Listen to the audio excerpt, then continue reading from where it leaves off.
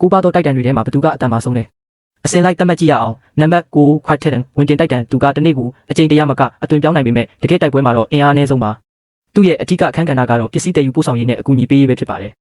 အမြောက်တွေလက်နက်တွေတက်ဆင်လိုက်ရင်တည်စီနိုင်လောက်တဲ့စွမ်းရည်ရှိပေမဲ့ပင်ကိုခန္ဓာကိုယ်အင်အားမှာတော့အားအနည်းဆုံးပါပဲနံပါတ်10ဂျာဒန်မေယိုတိုက်တန်ခွတ်ထက်နဲ့အရွယ်စားတူပေမဲ့သူကပုံမြန်ပြီးထက်မြက်တဲ့လက်သေးတွေအရာအလုံးကိုဝါချနိုင်တဲ့မေယိုတွေရှိပါတယ်လောက်ကျန်တက်ဖြတ်မှုနဲ့အမြန်တိုက်ခိုက်မှုတွေအတွက်ကောင်းမွန်ပေမဲ့စစ်ပွဲကြီးတွေမှာတော့အလွယ်တကူနှိမ်နင်းခံရတတ်ပါတယ်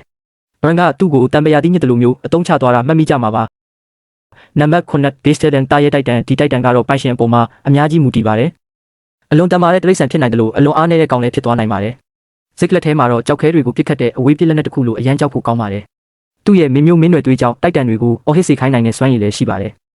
နံပါတ်6 Female Titan အမျိုးသမီးတိုက်တန်သူကတော့အစုံရတဲ့တိုက်တန်ပါခန္ဓာကိုယ်ကိုမာကျောအောင်လုပ်နိုင်တယ်လို့အော်ဟစ်ပြီးတခြားတိုက်တန်တွေကိုခေါ်ယူနိုင်စွမ်းလည်းရှိပါတယ်သူ့ရဲ့ထူးခြားချက်ကအတူယူနိုင်ခြင်းပါပဲတခြားတိုက်တန်တွေရဲ့ကြောရိုးအရည်ကိုတောက်ယုံနဲ့သူတို့ရဲ့စွမ်းရည်တွေကိုကူးယူအသုံးပြုနိုင်ပါတယ်နံပါတ်5 Armor Titan တန်ချက်ကတိုက်တန်ဒီတိုက်တန်ကတော့တကယ်တင်ကားတစ်စီးလိုတိစောက်ထားတာပါတကူလုံးမှာကြောတဲ့အချက်ပြားတွေဖုံးအုပ်ထားလို့တိုင်းတွေကိုဖောက်ထွင်းဖို့နဲ့တိုက်ခိုက်မှုတွေကိုခံနိုင်ရရှိဖို့အတွက်အကောင်းဆုံးပါပဲဒါပေမဲ့အဲ့ဒီအချက်ပြားတွေကြောင့်ပဲသူကနှိကွေးသွားပြီးနောက်ပိုင်းပေါ်လာတဲ့လက်နက်တစ်တွေနဲ့တခြားတိုက်တန်တွေရဲ့ရိုက်ခွဲခြင်းကိုခံရတာတွေ့ဘူးမှာပါဒါတော့မှတဦးချင်းတိုက်ပွဲတွေမှာတော့သူ့ကိုလဲကျအောင်လုပ်ဖို့တော်တော်ခက်ပါတယ်နံပါတ်4 Attack Titan တိုက်စစ်တိုက်တန်နာမည်အတိုင်းပဲသူကတိုက်စစ်အတွက်ပါပိုင်ရှင်တော်ရင်တကယ်ကိုတည်စေနိုင်တဲ့စွမ်းအားရှိပါတယ်ဂရန်ကဒါကိုအပိုင်နိုင်အသုံးချခဲ့တာပါ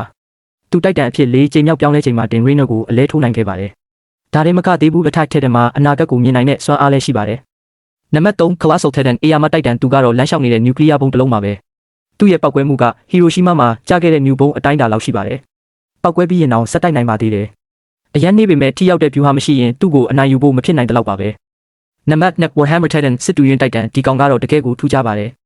ခန္ဓာကိုယ်ကိုမာကျောစေတဲ့စွမ်းရည်နဲ့တူတွေလေးနဲ့များတွေလှမ်းတွေပြင်စိတ်ကူးရရှိသမျှလက်နက်မှန်သမျှဖန်တီးနိုင်ပါတယ်ပိုင်ရှင်ကမြေအောက်မှာပုံနေရင်အဝေးကနေလည်းထိန်းချုပ်တိုက်ခိုက်နိုင်ပါတယ်တီထွင်နိုင်စွမ်းနဲ့စွမ်းရည်စုံလင်မှုမှာတော့သူကပြိုင်ဘက်ကင်းပါပဲအားနည်းချက်ကတော့လက်နက်တွေဖန်တီးတာကအင်အား energy အရန်ကုန်တာပါပဲနံပါတ်1 Founding Titan မူလအစတိုက်တန်ဒါကတော့ညှင်းခုန်စရာကိုမလိုတာပါLDN လူမျိုးအားလုံးကိုထိန်းချုပ်နိုင်တဲ့မှတ်ဉာဏ်တွေကိုပြောင်းလဲနိုင်တဲ့လူတွေကိုတိုက်တန်အဖြစ်ပြောင်းလဲနိုင်တယ်လို့ဇီဝကမ္မဗေဒကိုပါပြုပြင်နိုင်ပါတယ်မင်းမျိုးမင်းနွယ်သွေးနဲ့ပေါင်းဆက်လိုက်ရင်တော့သူကတကယ်ကိုနတ်ဖျားတစ်ပါးပါပဲဘရန်က Founding Titan ကိုတုံးပြီး Rumbling ညီလန်စနစ်ကိုစတင်ခဲ့တာဟာဇလန်ထဲမှာအပြည့်အစည်းဆုံးဖြစ်ရဆိုးကြီးဖြစ်ခဲ့ပါတယ်